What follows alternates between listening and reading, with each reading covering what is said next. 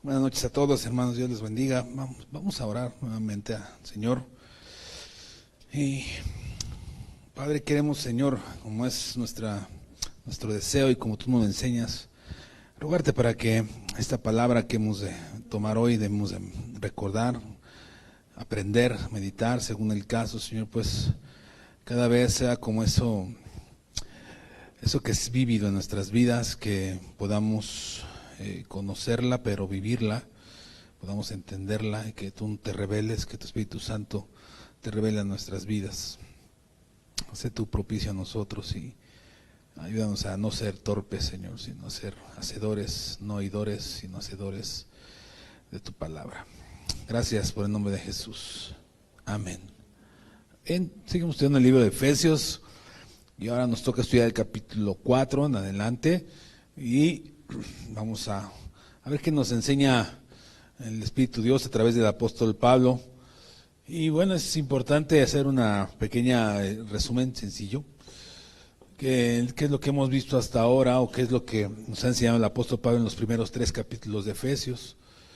Vimos, o más bien vamos a hacerlo rápido, el libro de Efesios, los primeros 3 capítulos tuvieron que ver con nuestra posición en el área espiritual, con lo que Cristo hizo por nosotros, por lo que hizo por su iglesia, por las bendiciones espirituales que hemos recibido de parte de Dios, y es lo que éramos en Cristo, lo que somos en Cristo. Y desde el primer capítulo hasta el capítulo 3 que ya concluimos, no hay mandamiento más que a lo mejor si tomáramos ahí cuando dice que recordemos de dónde éramos, a lo mejor es un mandamiento, pero los demás son bases donde nos muestra lo que Cristo ha hecho por nosotros, la salvación por gracia, la reconciliación por medio de la cruz, el espíritu de sabiduría y toda la exposición que tenemos dentro como iglesia en lugares celestiales. Y a partir del capítulo 4, ahora Pablo empieza a tener una doctrina también sobre el comportamiento de la iglesia. O sea, recordemos que nosotros como iglesia, nuestra doctrina está fundamentada en la doctrina de los apóstoles.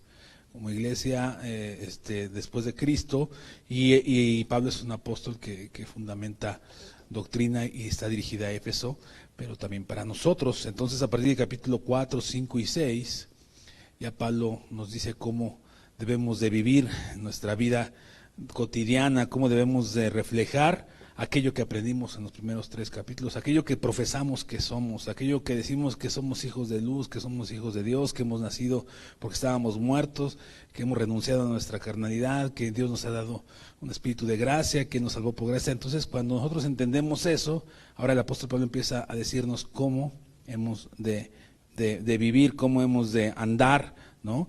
Y capítulo 4, versículo 1 al 16, es importante que lo leamos y de ahí partamos. Dice: yo, pues, preso en el Señor, os ruego que andéis como es digno de la vocación con la que fuisteis llamado. La palabra andéis, solamente voy a decir esto, haz una pausa aquí. La palabra andéis está repetida desde el 4 hasta el 6 en por lo menos 4 o 5 ocasiones. Y la palabra andéis es importante que el apóstol Pablo la está diciendo, y quiere decir que debemos de ser congruentes, o la manera de cómo nos conducimos. La palabra andar quiere decir la manera de cómo te conduces, la manera cómo es tu caminar en el evangelio. Eso es la idea que el apóstol Pablo está diciendo aquí. Entonces otra vez dice: yo pues, preso en el Señor, os ruego que andéis como es digno de la vocación con la que fuisteis llamados.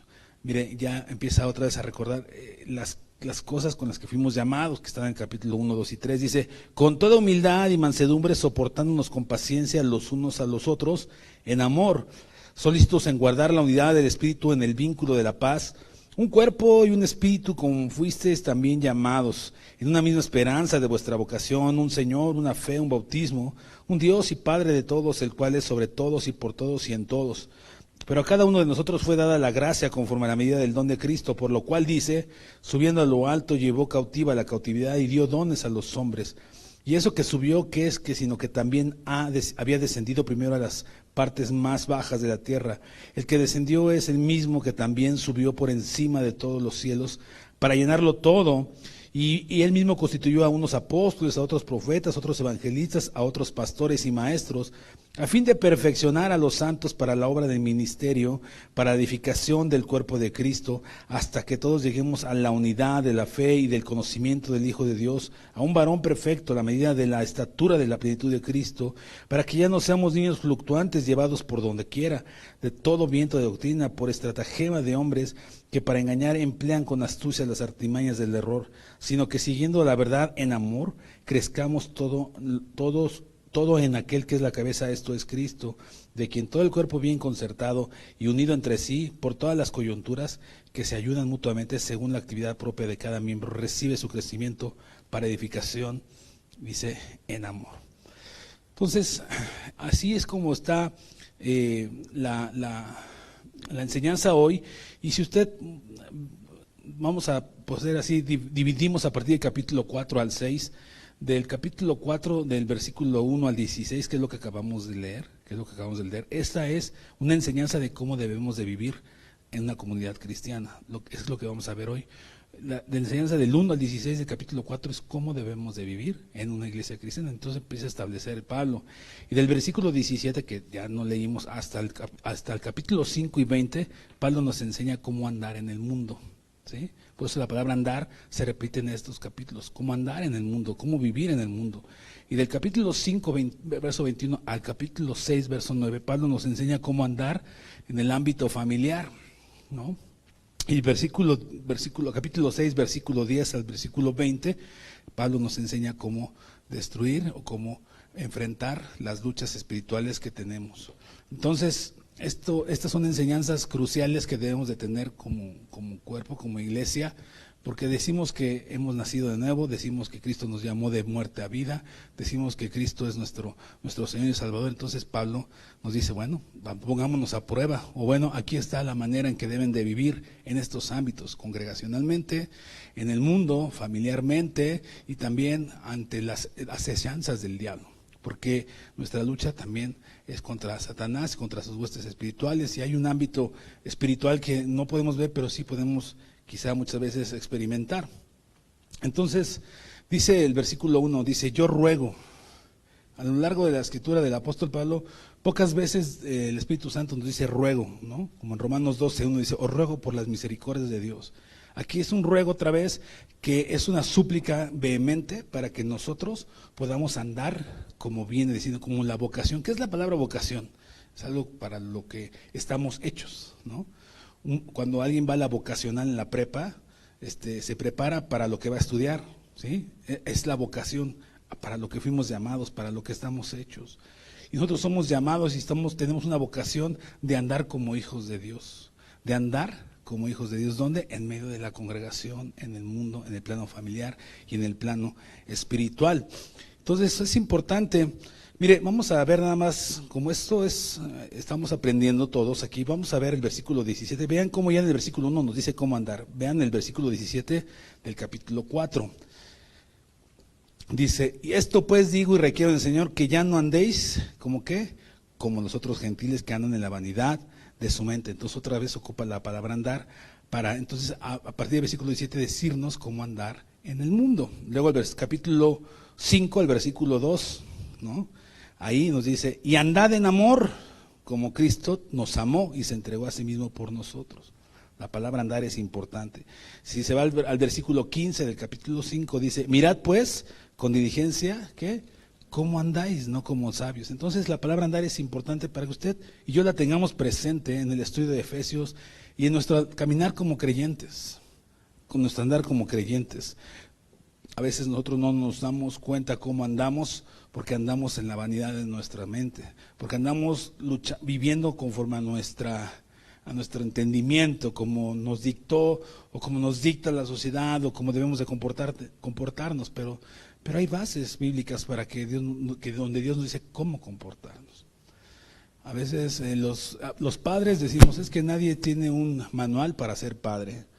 Nadie nos enseñó a ser padre, dicen muchos, para justificar su falta de paternidad o su responsabilidad. Pero nosotros como creyentes tenemos un manual que está en Efesios, y bueno, en toda la escritura, también está en Deuteronomio, también nos enseña, la palabra de Dios nos enseña en muchos lados cómo ser padres, en Proverbios, en Salmos. Entonces aquí no podemos nosotros decir, es que yo no sé cómo ser padre, porque Pablo ataca eso, y nos empieza a enseñar eso. También muchas veces decimos que como matrimonios no sabemos cómo nadie me enseñó a ser papá, esposo o esposa. Bueno, pues capítulo 5 de Efesios nos va a enseñar cómo ser esposos, cómo ser esposas, ¿sí? Cómo ser hijos. Entonces es importante que nosotros podamos comprender esa palabra andar como tenerla en nuestro corazón, ¿no? Entonces, la palabra de Dios aquí, en lo que estamos estudiando, nos va a decir cómo andar dentro de la congregación. Y lo primero es que tenemos una vocación para andar y ser llamados, y dice que, versículo 2 dice, con toda humildad y mansedumbre, dice, soportándonos con paciencia los unos a los otros con amor. ¿Para qué? Porque debemos estar solícitos ¿en qué? En guardar la unidad en el espíritu, ¿sí? En el vínculo de la paz. Entonces nos da una serie de actitudes, de frutos del espíritu, donde nos dice cómo debemos de conducirnos para guardar la unidad en el espíritu. Nosotros no vamos a crear la unidad, Dios ya creó la unidad, Cristo es la cabeza y nosotros somos el cuerpo. Esa unidad ya Dios la creó, nosotros estamos para permanecer en la unidad, para cuidar la unidad. Ese es nuestro trabajo, cuidar la unidad con ciertas características que estamos ahorita leyendo, ¿no? Pero nosotros muchas veces no guardamos la unidad porque no tenemos eso es fruto del Espíritu, que es mansedumbre, que es humildad, que es paciencia, que es amor, que es tolerancia, que es soportarnos. Porque en las familias, que esta es una familia, en las familias carnales, o al menos en mi familia, no sé en la tuya, a veces hay motivos para no guardar la unidad, ¿no? A veces hay fricciones que nos hacen no guardar la unidad. Con el hijo, con la esposa, ¿no? O en mi caso que somos 4, a veces uno opina una cosa, uno opina la otra, y a veces eso hace o puede hacer que no se guarde la unidad o la paz. Pero también nosotros como familia tenemos distintas maneras de pensamiento. Nosotros no tenemos que estar unidos en la uniformidad, o sea, en la manera de hacer o de gustos, sino en el espíritu. Y el espíritu es aquello que debe de gobernar nuestras vidas, y el espíritu es aquello que Dios dejó en su palabra, y eso es lo importante, la unidad, para que nosotros podamos crecer. Porque a lo largo de este versículo que leímos, estos versículos, el propósito de la unidad es ser edificados y crecer. Ese es el propósito, edificados y crecer. Si nosotros no somos edificándonos, no nos edificamos, si no crecemos, no estamos guardando la unidad, o no se está viendo el resultado con el propósito de guardar la unidad. ¿Se acuerda que dice el libro de Hebreos que no nos dejemos de reunir? Dice, como algunos tienes por costumbre, dice, para que nos exhortemos ¿a qué cosa? Al amor y a las buenas obras. Eso es parte de guardar la unidad, es edificarnos, exhortarnos al amor y a las buenas obras. El hecho que usted esté aquí, usted está guardando la unidad y está edificando al otro, ¿no? Está edificando al otro. Entonces, es importante que nos demos cuenta y aprendamos todos a que debemos estar solícitos en guardar la unidad. ¿Qué es estar solícito? La palabra solícito es como de rapidito, ¿sí? La palabra solícito es como diligencia, rapidito, bien y de buenas. La palabra solícito quiere decir estar presto, hacerlo a prisa. Eso quiere decir la palabra solícito en su contexto, en su originalidad, estar a prisa, estar atento, estar presto. Pero y a veces nosotros no estamos prestos, ni atentos, ni rápido. Ay, que lo haga otro. Ay, lo dejamos. Pero vamos a ver algunas características, sobre todo lo importante de las cosas que nos dice cómo guardar la unidad. El versículo 2 dice, con toda humildad, con toda humildad. Híjole, cosa que a veces nos falta mucho, ¿verdad? Ser humildes. Ser humildes, con toda humildad. ¿Qué quiere decir humildad? Bueno, entre otras cosas, no sentirnos mejor que el otro, ¿sí? La humildad es no sentirse mejor que el que estamos exhortando al amor, a las buenas obras, o con el que estamos animando. La humildad tiene que ver con reconocernos menos, no hipócritamente o no una humildad falsa. Si usted se recuerda, el apóstol Pablo en el capítulo 2 dice: yo soy menos que cualquiera de los santos, en lo que ya lo estudiamos en Efesios. Yo que soy menor que cualquiera de los santos. Eso no es una falsa humildad. Él se reconoce como un pecador. Por eso también dice en otra carta, dice: yo soy el primer pecador. Entonces, cuando nosotros queremos guardar la unidad y exhortarnos en amor y procurar la paz, nosotros nos acercamos al hermano con humildad, pero a veces no nos acercamos con humildad, sino con, ¿qué es lo contrario? Con orgullo, ¿verdad? Con, no sé, así muy, sácale punta, ¿no? Y eso es algo que no va a guardar la unidad. La palabra humildad tiene que ver con tener un buen concepto de nosotros mismos, sabiendo que somos pecadores, como aquel con el que nos vamos a acercar para exhortarlo al amor y a las buenas obras. Porque ¿quién está libre de culpa aquí? Que aviente la primera piedra. Entonces, nosotros tenemos que ser sencillos. Jesús dijo esto: aprender de mí, que soy ¿qué? Manso y humilde. Jesucristo, usted ve la vida de Jesucristo en la tierra. A alguien, usted ve que Jesús trató mal, cuando le trató sus pecados, ¿verdad que no? Y Jesucristo tenía toda la autoridad, ¿no? Pero él dice: yo soy manso. Que su mansedumbre y su humildad no tenía que ver con nosotros que somos pecadores, porque él era alguien humilde en su condición, en su amor, en su paciencia, que es lo que estamos viendo. Nosotros podemos ver a Jesucristo como alguien al que trató todos los asuntos con humildad y con mansedumbre, ¿no? ¿Por qué? Porque el deseo de alguien que quiere guardar la unidad, siendo humilde, acercarse a su hermano para guardar la unidad, el propósito es que el otro crezca, que el otro sea exhortado al amor y a las buenas obras, que el otro deje aquello de lo cual le está haciendo estorbo, quizá una actitud, un pecado, alguna forma en la que actuó. Entonces, nosotros queremos ayudar y edificar a la iglesia. Guardar la unidad tiene que ver, como ya lo dije hace rato y lo voy a estar diciendo, es edificar a la iglesia y crecer en la gracia, en el amor de nuestro Señor Jesús. Y dice: solícitos en guardar unidad, pero dice con toda humildad, ¿y qué más? Y mansedumbre, como que van juntas de la mano, como que la mansedumbre y la humildad tienen que ver una con la otra, ¿no? Ser manso es alguien apacible, alguien dulce, alguien que tiene un espíritu pacífico. Por eso en las bienaventuranzas, cuando Jesús dice bienaventurados los pobres de espíritu, después dice bienaventurados los que lamentan, después dice bienaventurados los misericordiosos. Entonces habla de la mansedumbre, después habla del ser pacificador, porque todo esto tiene que ver con los frutos del espíritu, que dice Gálatas 5:22. Entonces, si nosotros somos mansos, vamos a poder acercarnos a alguien porque somos dulces al hablar, porque ya nos consideramos a nosotros mismos siendo humildes y somos dulces al hablar, somos apacibles, somos un espíritu pacificador. Alguien manso, alguien que no se arrebata fácilmente, ¿no? No es alguien que luego saca la espada, no es alguien que es alguien apacible, que se acerca con amor, con ternura, aquel que no está guardando la unidad. Y tú debes de estar atento a aquel con el que no está guardando la unidad en el espíritu, que está haciendo cosas que te puedan dañar a ti o a la iglesia. Tú tienes que acercarte con humildad y con mansedumbre. Con humildad y con mansedumbre. Y luego dice, soportándonos con paciencia. La palabra soportar tiene que ver con alguien que está aguantando, pero no está aguantando y por dentro está explotando. No, es alguien que aguanta con amor. Porque muchas veces como esposos, vamos a poner este ejemplo, como esposos aguantamos las actitudes de nuestro cónyuge, ¿no? Llámese esposa o esposo. Las aguantamos, pero por dentro estamos molestos.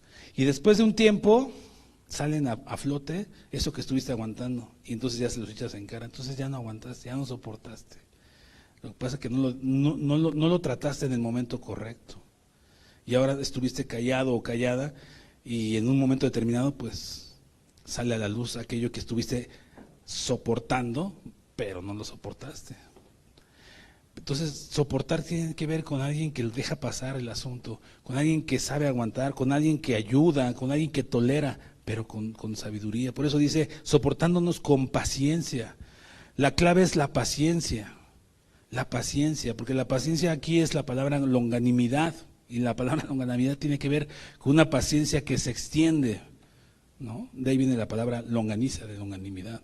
Es algo que se hace grande, ¿sí? Entonces nosotros tenemos que ser longánimos, porque Dios nos aguanta, nos soporta, ¿sí o no? Pues eso es lo que Dios espera que nosotros tengamos para con el otro, soportarlo con paciencia. Porque si no fuera por su paciencia, por su misericordia de Dios a nuestras vidas, no sé cómo estaríamos hoy, si estuviéramos hoy de pie. Por eso Pablo dice, yo soy el primero, yo soy el primer pecador, no con una falsa humildad. Entonces, la paciencia es una palabra importante que debemos de usar para guardar la unidad, como la mansedumbre, ¿sí? Como la humildad, como el soportarnos con paciencia. Es algo que la paciencia es algo que restringe el deseo de venganza, de pagar mal por mal. Esa es la paciencia. Porque muchas veces alguien no sabe guardar la unidad y lo que provoca son disensiones entre nosotros y lo que queremos es cortarle la cabeza. Y a veces somos groseros con los que son groseros con nosotros y eso no está bien. Eso no es ser manso, eso no es ser humilde, eso no es soportarnos con paciencia. Eso no está bien. Si alguien está siendo grosero contigo en medio de la congregación, tú lo que tienes que hacer es con mansedumbre, con amor, con paciencia, acercarte y decirle, oye hermano, hermana, aquí creo que te está haciendo falta esto, con amor, con mansedumbre. Pero devolver mal por mal, ¿está bien, Martita? ¿Por qué no? Está bien. Nosotros no podemos, ¿cómo decir? Nosotros no podemos esperar que el otro sea lo maduro como tú crees o esperas que sea maduro, pero sí está en ti el acercarte y el guardar la unidad y el animar a esa persona con paciencia, con toda mansedumbre, con toda humildad. Si no lo hacemos, pues estamos no guardando la unidad, ¿no? Uno se entera de cosas que dices, no puede ser. Te despides, estás con un hermano, te despides de uno y del otro no te despides porque esa persona te cae mal o es un grosero. Eso no está bien. ¿O sí está bien? ¿A qué no está bien? Pues eso no es guardar la unidad. Si algo tienes en contra de tu hermano, lo vimos el domingo, ¿qué hay que hacer? Ve y díselo. ¿Sí o no? Ve y díselo y anímalo y ayúdalo a que madure. Quizá no se ha dado cuenta, o quizá sí, no lo sé. Pero en ti y en mí, si somos de los que queremos estar guardando unidad, si somos de los que queremos andar como en el Espíritu, si somos de los que queremos andar en la vocación que fuimos llamados, tenemos que guardar la unidad, siendo de los que ayudamos a los otros a crecer y a edificar. No hay más. Porque si no nos acercamos a los otros a ayudarlos a crecer y edificar, pues estamos entorpeciendo la obra. Estamos haciendo unos ojos de chícharo y no estamos haciendo lo que nos corresponde. Ay, no, es que esa es labor del pastor. Pues si con el que fue grosero fue contigo. Pero recuerda que tienes que tener paciencia, humildad, mansedumbre. ¿Sí me explicó? ¿O no? ¿Sí sigue aquí o no? Y aquí hay un concepto importante, o es una firma importante. Dice, vamos a leer el versículo 2. Con toda humildad, mansedumbre, soportándonos con paciencia los unos a los otros, ¿con qué cosa? En amor. O sea, ¿se puede ser paciente sin amor? Pregunto. Dicen que no. Yo digo que sí. ¿Se puede ser humilde sin amor? Pues sí. ¿Se puede ser manso sin amor? Pues sí. Si no, no lo diría ahí. Así de fácil. También Pablo dice en una carta, dice en 1 Corintios, si yo lograse trasladar los montes de un lugar a otro, o hablo a lenguas angélicas, o exhorto muy bonito, pero no lo hago sin amor, ¿de qué me sirve? De nada. El amor es el ingrediente, gracias, el vínculo perfecto para poder tener una buena unidad entre nosotros. Yo no me puedo acercar a un hermano fingiendo humildad, porque a lo mejor el otro no me recibe. Y a lo mejor cuando yo le empiezo a hablar con humildad fingida y decirle, oye, ¿sabes qué? Yo no te saludo porque tú eres muy grosero, tú eres muy grosera y por eso te evado. Pero quiero decirte que no voy a volver a hacer eso, pero quiero pedirte que tú también te acerques. Y tú y el otro te dice, ay, ¿tú quién eres para decirme? Y te enojas. Pues ya no estás haciendo con amor. Está bien, hermano, es tu decisión, yo nada más te quería transmitir eso. Punto. Porque el amor es el vínculo perfecto. Dice un salmo, busca la paz y síguela. ¿Qué es seguirla? Pues andar atrás de ella, buscarla, no apartarse de ella. Entonces el amor es el ingrediente importante para que tú puedas ser manso, humilde, paciente. Porque si Dios ejerciera su paciencia sin amor, ¿sabes qué? Pues no funcionaría. Porque cuando somos pacientes con amor, no nos importa la reacción del otro. Nosotros hacemos nuestra parte. Nosotros hacemos nuestra parte y tenemos que ser sabios de cómo guardamos la unidad, de cómo edificamos a la otra. Nosotros somos uno, hermano. Aunque no lo entendamos, somos uno en Cristo.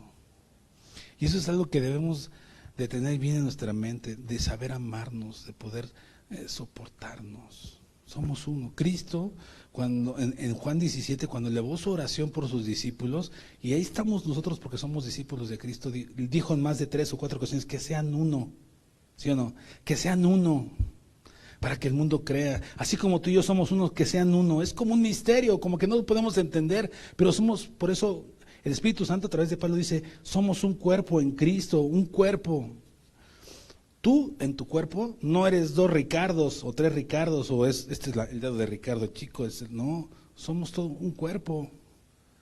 Y uno bien coyuntado se ocupa del otro. Uno bien que se ama a sí mismo no le hace daño a su cuerpo. No, pero a veces nosotros no entendemos que somos un cuerpo y por eso dejamos pasar la ofensa sin humildad, sin paciencia, sin mansedumbre y después sale a brote y entonces ya nos equivocamos. Tenemos que ser sabios, tenemos que amarnos de la manera como Cristo nos ama y de la manera que nos está enseñando aquí la Escritura, a guardar la unidad con el vínculo del amor. Haga de cuenta que usted tiene aquí, vamos a sacar este vaso, haga de cuenta que usted tiene aquí la mansedumbre, ¿cómo se llama? La paciencia y la humildad. Y aquí está el amor, por eso dice, fíjense cómo dice, solícitos en guardar la unidad de espíritu en el vínculo de la paz, no, más arriba, el 2, con toda humildad, mansedumbre, soportándonos con paciencia los unos a los otros en, ¿qué quiere decir en? La palabra en es dentro, ¿sí? Ahí está el amor, en. Ustedes, si alguien le habla y le pregunta, ¿usted dónde estuviste, papá? Estuve en la iglesia, ¿qué quiere decir? Que estuvo adentro, ¿sí o no? Está aquí en, sobre, adentro. Y en amor quiere decir eso, que nosotros estemos en amor. Y esto es un llamado a todos. A veces no comprendemos que somos uno. Y por eso, como no lo tenemos bien concebido, por eso no guardamos la unidad, no estamos prestos, no estamos atentos. Es un misterio la unidad. Por eso también Dios dijo del matrimonio, dejará a su padre y a su madre y serán, ¿qué cosa? Uno solo. Es como un misterio, como que a veces no lo podemos comprender. Pero mire, vaya Efesios 5:29, que tiene que ver con la unidad, y eso lo vamos a estudiar ya después, pero 5:29. ¿Lo tienen? Me dice si lo tienen. Dice el 29, porque nadie aborreció jamás, ¿quién? A su propia carne. Aunque está hablando del matrimonio, aquí, ya en esta parte, pues es un ejemplo. Dice, porque nadie aborreció a su propia carne, sino que la sustenta y la cuida como también Cristo, ¿qué? A la iglesia. Nosotros somos el cuerpo, Cristo es la cabeza. ¿Se da cuenta cómo el Espíritu Santo a través de Pablo pone un ejemplo? El matrimonio y pone en ejemplo la iglesia. Nosotros somos uno. Y eso es importante para ser edificados y para crecer. Para ser edificados y crecer. A veces estábamos aletargados espiritualmente o estancados espiritualmente porque nos falta tener unidad entre nosotros como iglesia local, hablando a Centro Cristiano Vista Hermosa, hablando ahí a la instancia, que a veces hay malos entendidos, malas prácticas, chismes, señalamientos equivocados, juicios equivocados, falta de amor, falta de perdón. Eso no está bien. Si tú te dices creyente, tú tienes que resolver el asunto. ¿Me estás siguiendo? Porque dice el versículo 1, andad conforme a la vocación con la que fuisteis llamado. ¿Cristo está dividido contigo? Te pregunto. Entonces, ¿por qué tú te divides con la novia de Cristo? Mira, te voy a poner un ejemplo. Si yo tuviera mi hermano Israel, yo lo invito a mi casa. Le digo, vente hermano, te invito a comer a mi casa, pero no quiero que vaya tu esposa Valeria. No quiero que vaya porque me cae gorda Valeria. No la quiero ni ver, ni en pintura. ¿Podría yo tener una buena comunión con mi hermano si yo tengo esa actitud? Mi hermano diría, ¿sabes qué? Pues si no va mi esposa, no voy tampoco yo. Porque ellos son una sola carne. Yo no puedo tener una buena relación con mi hermano Israel o con cualquiera de ustedes si desprecio a la carne que ustedes aman, a su esposa. ¿Sí me explicó? Yo no podría. Nadie podría tener una buena relación de amistad teniendo eso como base. Bueno, pues igual de la manera, nosotros no podemos decir que amamos a Cristo si no amamos a su novia. Tú y yo somos la novia de Cristo. ¿Sí me estoy explicando? Y al hermano más difícil de soportar, a ese es al que debes de amar. Y te voy a decir algo que Dios me ha enseñado a lo largo de mi ministerio. La manera en que tratas al más difícil de soportar, esa es la medida en que tú amas al más fácil de soportar. Porque el que es fácil de soportar, pues hasta te invito a comer, Martita, a mi casa. Pero cuando somos difíciles, no, de lejos. ¿Sí me explicó? Yo no estoy diciendo que todos tenemos que ir a comer a casa de otros, estoy diciendo que debemos de amarnos. ¿Sí me explicó? Soportarnos.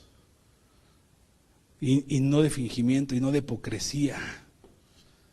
Y no con una falsa humildad o con una falsa mansedumbre, no, en amor.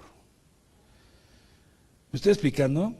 ¿Qué va a hacer usted entonces ahora, hermano? ¿Va a seguir viendo al hermano con el que está usted dividido de la misma manera o va a hacer algo para que crezcamos y seamos edificados? Porque usted es parte del cuerpo de Cristo. ¿Qué va a hacer?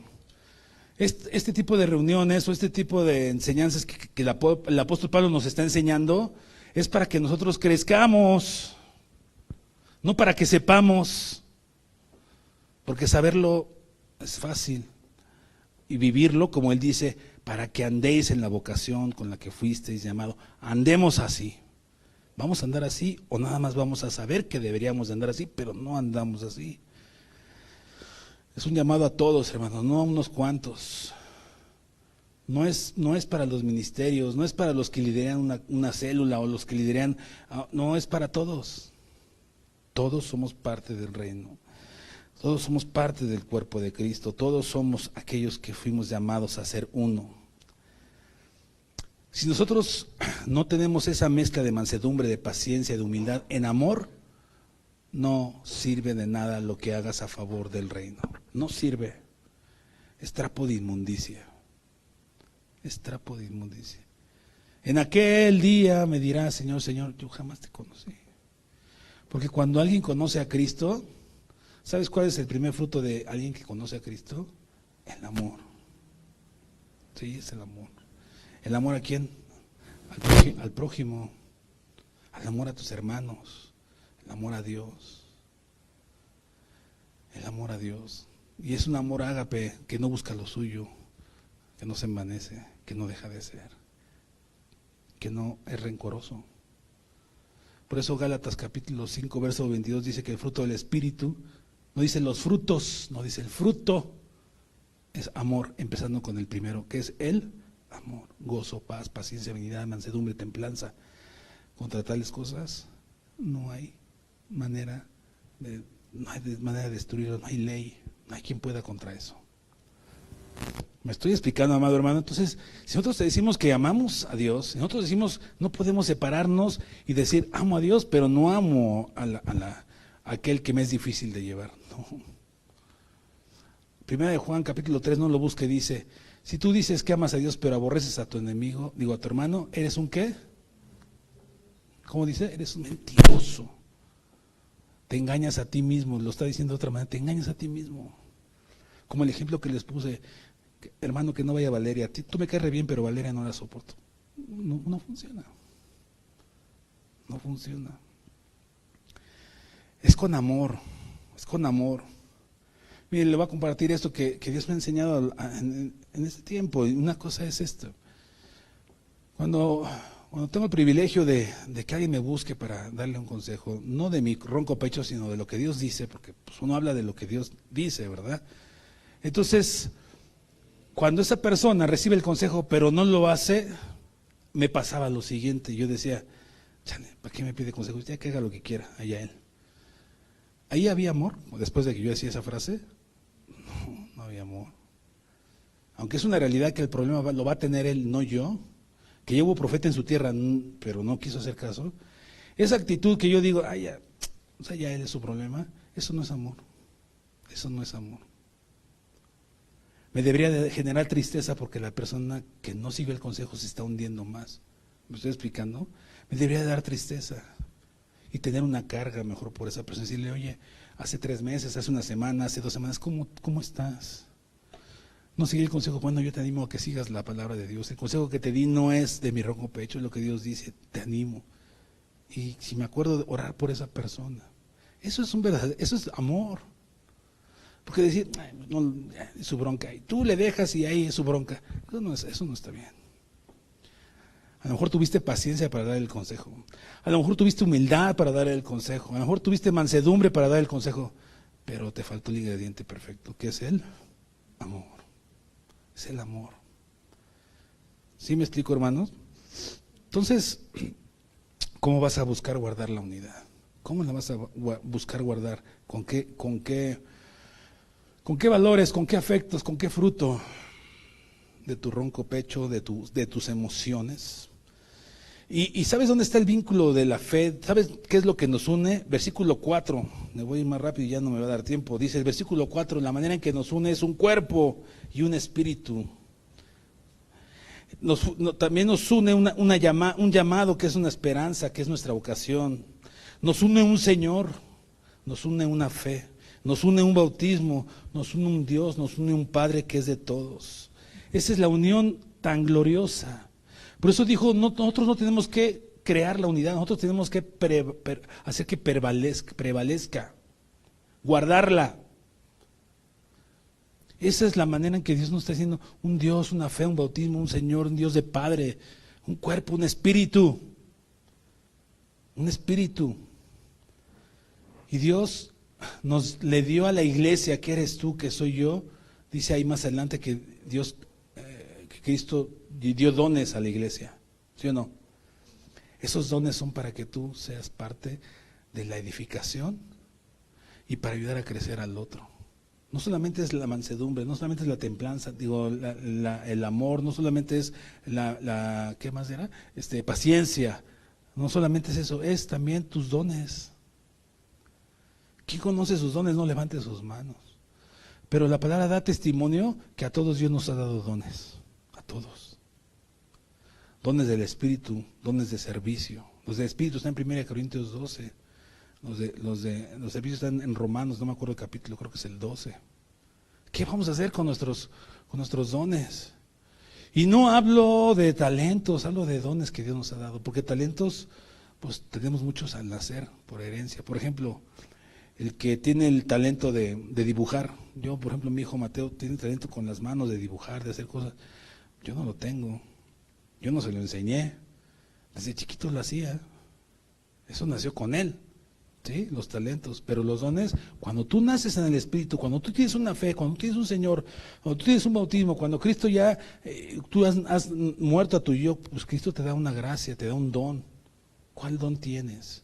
Pero eso es para edificar y para crecer la iglesia. Muchos estamos con el don bajo nuestros pies, como la parábola de los talentos.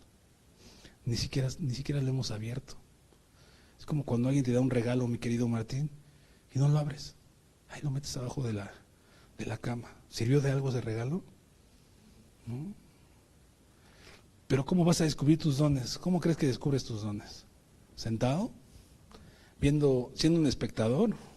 ¿Viendo cómo los demás lo hacen? Trabajando.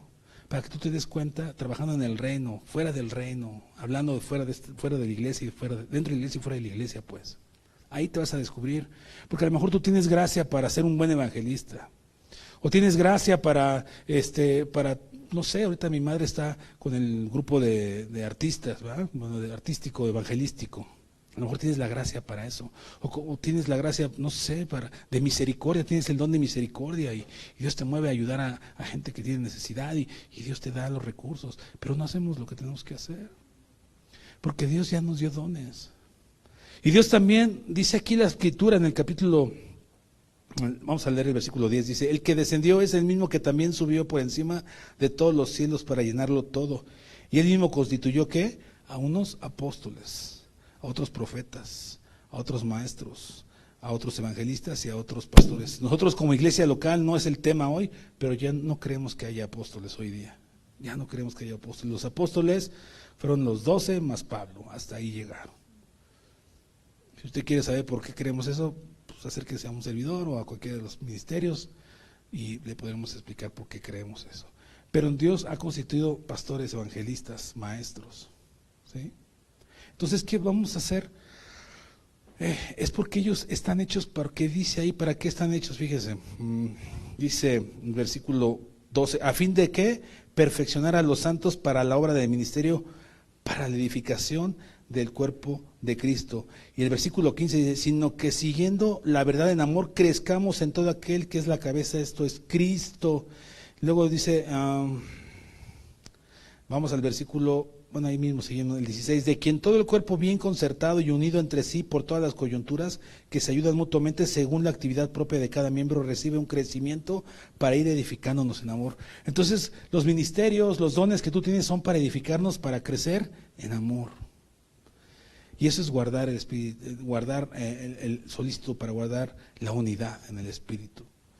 Y se pueden decir más cosas, pero los ministerios están hechos para, o fueron creados para que tú seas edificado, a través de la palabra, a través de un discipulado, a través de consejería, a través de su amor, a través de sus oraciones.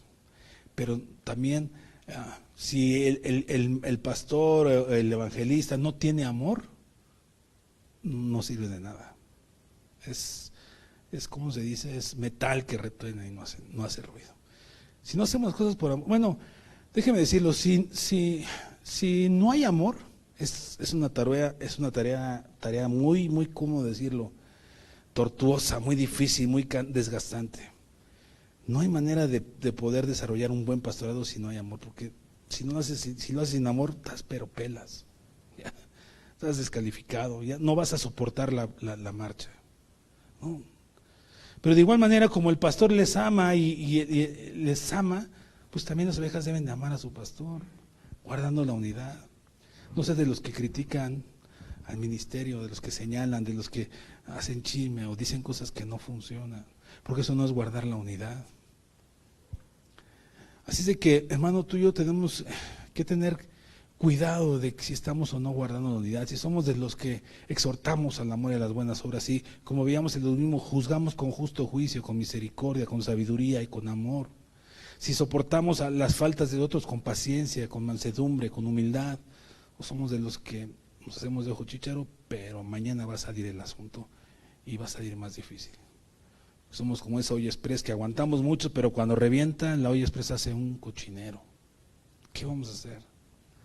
Resolvamos el asunto, hermanos, seamos parte de la unidad, para crecer, para avanzar, para hacer edificarse. ¿Qué es edificar? Es ir construyendo. Una edificación, la iglesia debe de seguir creciendo, no es un edificio donde ya llegó a su tope, no. La iglesia tiene que seguir, ¿qué? Creciendo, en gracia, en conocimiento, en número, en sabiduría, en amor, como aquí dice. ¿Amén, hermano? Bueno, pues hasta ahí le paramos, porque ya veo que se están durmiendo y yo ya tengo hambre. Entonces vámonos pues. Señor, queremos darte las gracias porque tú eres bueno, tú eres maravilloso. Ayúdanos a no tener esto como un saco roto, sino permanecer, prevalecer y tener un amor genuino, no hipócrita, no ahí, Señor, falaz, sino que sea de realidad, que sea como tú quieres, Señor, un amor ágape de verdad. Un amor centrado en ti, Señor Jesús, amándonos, aunque es un misterio, pero amándonos como uno solo, bien coyuntados, como decía esta parte de Escritura, coyuntados, que cuando se descoyuntan duele, que cuando se descoyunta ay Señor, lastima y queremos volverlo a pegar y volverlo a unir y vendarlo y cuidarlo y procurarlo, Señor. Ayuda a mis hermanos a tomar cartas en el asunto donde, pues, muchos sabemos dónde está flaqueando, Señor. Ayúdanos, Señor. Danos sabiduría para ser de los que hablamos con amor, con humildad, con mansedumbre, con paciencia, con justo juicio. Ayúdanos, Padre. Despídenos con paz. En el nombre de Jesús. Así sea, Señor. Amén.